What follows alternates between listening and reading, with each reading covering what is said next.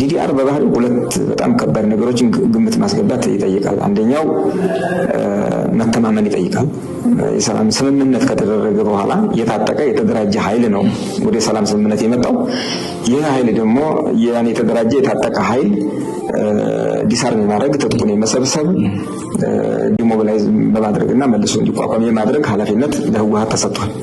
በፌዴራል መንግስትና በህወሓት ስምምነት ሲደረግ አንዱ አንቀጽ ይሄ ነው።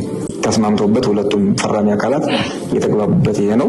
ነገር ግን እንዳልኩት ቅድም መተማመንን የሚጠይቅ ስራ በመሆኑ የአንድ አካል ወገን ብቻ ሊያስፈጽመው የማይችል በመሆኑ በሂደት ፖለቲካዊ ጫና እየደረሰበት ስራው መጣ።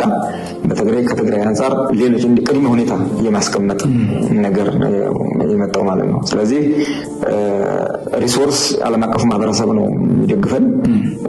በዚህ ደረጃ ይሄን ሁሉ ሪሶርስ መንግስት ሊችለው አይችልም።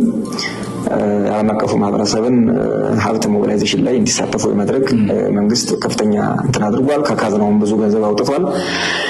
ነገር ግን መሬት ላይ ቴክኒካሊም ፖለቲካሊም እንቅፋቶች እየገጠሙን ነው። እስካሁን ድረስ ለሶስተኛ ጊዜ ነው